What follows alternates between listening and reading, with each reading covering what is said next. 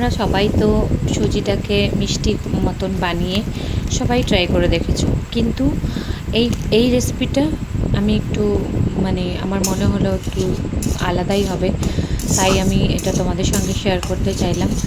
ঠিক আছে, এটা হবে ঝাল সুজি। ঠিক আছে, প্রথমে আমি সুজিটাকে একটু ভালো করে ভেজে নেব, তাহলে একটু ভালো লাগবে খেতে আর কি।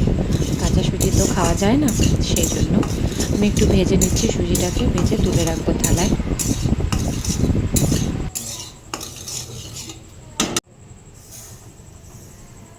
এবার থালায় তুলে নিলাম এটা, কড়াইতে তেল দিলাম, এরপরে ডিমটাকে ভেজে তুলে রাখবো। ডিমটাও ভেজে তুলে রাখবো ওর মধ্যে।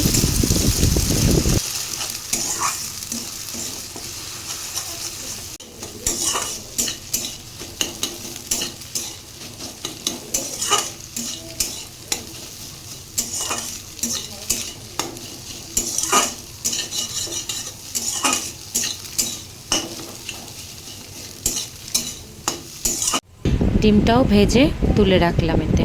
ঠিক আছে, তারপর কড়াইতে আবার তেল দেব। দেওয়ার পরে পনিরগুলোকে ছোটো ছোটো করে কেটে নিয়েছি, তো পনিরগুলোকে পনিরটাও ভেজে তুলে রাখবো।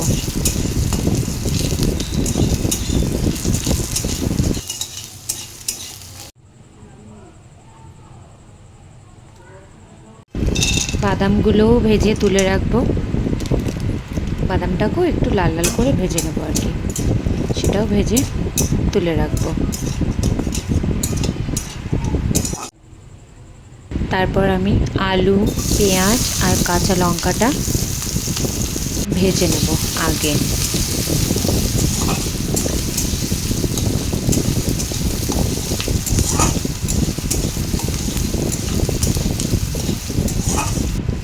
একটু লবণ দিয়ে দিলাম, সামান্য একটু হলুদ দিয়ে দিলাম। তারপর এটাকে নাড়াতে থাকবো যতক্ষণ এটা ভাজা ভাজা না হয়ে যাচ্ছে, ততক্ষণ এটাকে নাড়াতেই থাকবো।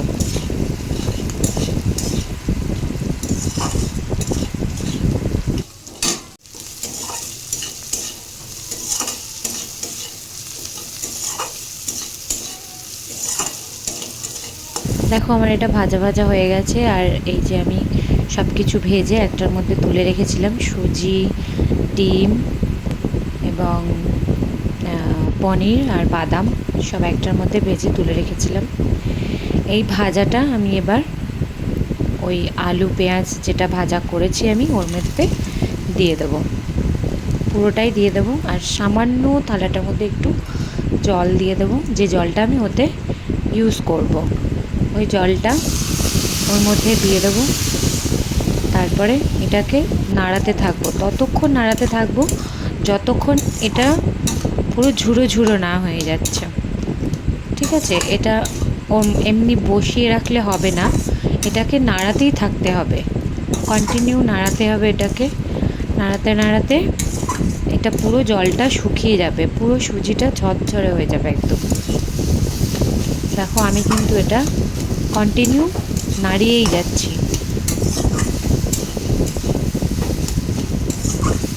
এইভাবে নাড়াতে নাড়াতে এটা পুরো শুকনো হয়ে যাবে আর পুরো ঝরঝরে হয়ে যাবে।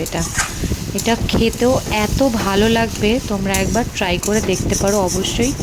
আর হ্যাঁ, ট্রাই করে খেয়ে বলবে আমাকে যে এটা কেমন হয়েছে রান্নাটা। ঠিক আছে,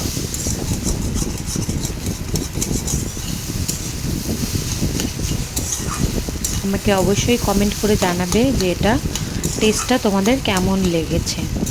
ভালো লাগলেও অবশ্যই বলবে, আর খারাপ লাগলে অবশ্যই কমেন্টে সেটা আমাকে জানাবে যে তোমাদের কোনটা খারাপ লেগেছে, কোন টেস্টটা ভালো লেগেছে কি খারাপ লেগেছে, সেটা তোমরা আমাকে অবশ্যই কমেন্ট করে জানিয়ে দেবে।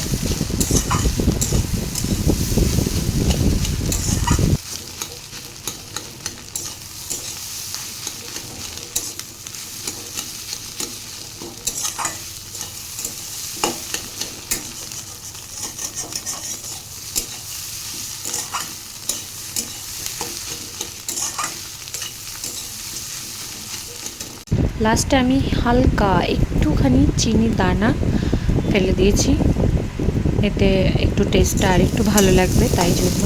তোমরা চাইলে এটা নাও ইউজ করতে পারো, যারা না খাও চিনিটা, হালকা একটু মিষ্টি মিষ্টি ফ্লেভার লাগবে, তো সেটা যদি তোমরা না চাও তো তোমরা সেটা নাও ইউজ করতে পারো, কিন্তু আমি দিলাম, আমার একটু ভালো লাগে সেই জন্য আমি দিলাম।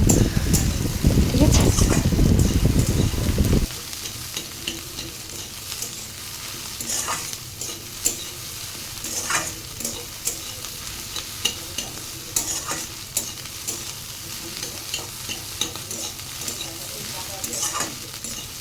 দেখো আমার কিন্তু এটা হয়ে গেছে, ঠিক আছে, পুরো ঝরঝর হয়ে গেছে।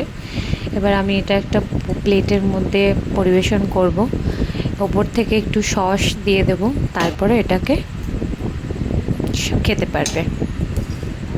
রেডি হয়ে গেছে, খেয়ে অবশ্যই বলবে কেমন লাগলো, ভালো লাগলে অবশ্যই কমেন্টে আমাকে জানাবে, খারাপ লাগলেও বলবে। ঠিক আছে, থ্যাংক ইউ।